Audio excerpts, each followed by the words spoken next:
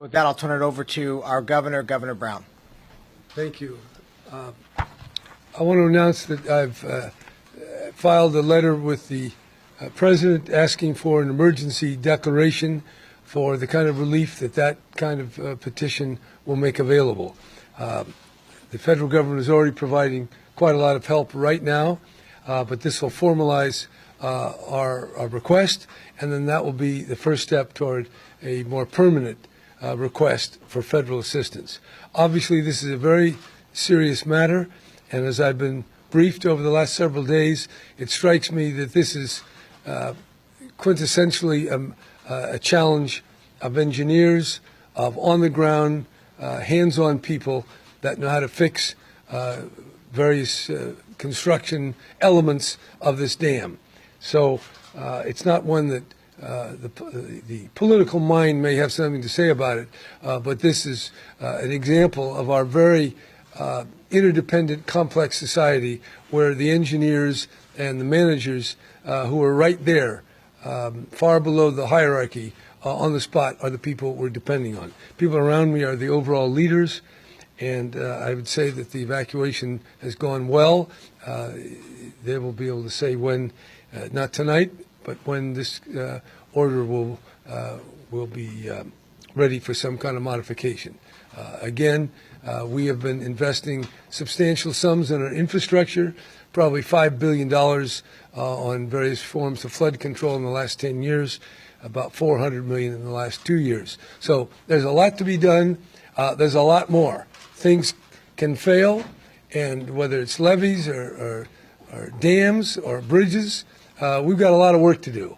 And as we've mentioned, our deferred maintenance is great, and stuff happens. Things occur, and we have to be able to respond. And the people have been really good, the sheriffs, the people who are responsible, CAL FIRE, the Department of Water Resources, the National Guard, OES, they've all been putting their hands to the plow here and getting it done. So I'm proud of what they're doing. And my heart goes out to all those who have to live with the concern and the fear that this kind of a situation engenders. So it is serious. Our folks are doing the best they can, and we'll know more in the succeeding days. I'd be glad to take any questions. Governor, what about the early reports? Are you concerned about the early reports questioning the state of the spillway? The state of the spillway. Are you talking about the early reports that? Well, so far it's holding, and that's why the evacuation is still in place, because there's uncertainty. And the norm is better be safe than sorry. And what exactly it is, as I mentioned just a moment ago, this is about engineering, it's about construction, it's about repair. And those people who are doing that are the ones that have to bring those kind of ideas to the fore. And I'm just here to make sure that from the top down, everybody is aligned with those at the bottom who have the responsibility. Any comment on the earlier filings questioning whether it was appropriately reinforced? Are you referring to that, whatever it was, the 10 years ago or 12 years ago? Yeah, I think that's glad we found out about it. It was not part of the record before that, at least the record that I saw. So, look, we have a lot of stuff out here. In the Delta, we have a lot of, as I say, bridges and dams and spillways, and more to come. We're in a very complex society where things can go wrong. When they do, they ripple out and affect hundreds of thousands, in some cases millions of people. But that report, there's lots of reports. So we have to depend on the professionals and the engineers, and they tell us what we need, and then we do it. But I welcome more scrutiny. President Parsons just called me on the way over here, said they have their own concerns, and I said, great, we'll put you in touch with DWR. So we'll get a lot of eyes on the problem now that we have a problem, and the problem is big, and we're responding. Governor, you sent a letter to the president asking about Yes. this. Have you spoken to anyone in the Trump administration? Yes, I spoke to a cabinet member earlier today. I was very. Who was that? I don't know. We have to give you all the. I personally spoke to a recently confirmed cabinet member. My office has been in touch in the White House. I think that will be sufficient. No No vulgar details beyond those that I'm giving you. Secretary Johnson? No, whatever it is. No, that was, no, I'm not answering you. Not, no, you didn't pick the right name. Are you What? concerned about the types of comments the president has made about possibly withholding funds from California impacting your request? Well, I wouldn't try to pick any one comment out of the last 3 weeks. There's a lot of buzz on a number of fronts, domestic and foreign. And I'm sure that California and Washington will work in a constructive way. That's my attitude. There will be different points of view, but we're all one America, and we all have challenges that we share in common. And as we defend America, we defend California, and vice versa. Any idea when people can go home? We're not making that announcement tonight, but you can ask the sheriffs will be saying something tomorrow, I think, on that. Yes. Governor, there's been some discussion on this, that this is an example of both water problems that we have and water reliability and infrastructure. And that's been talk at the Capitol, it's been other places. What's your take on that? That this is an example of what we have not done for years? Well, we don't know what it's an example of because we didn't even think about it 3 days ago. So it happened. And the rain is not as great as it was in prior years. And the spillway gave way. And then we had the other problem with the other spillway. So I think you can take this from it, that infrastructure is profoundly important.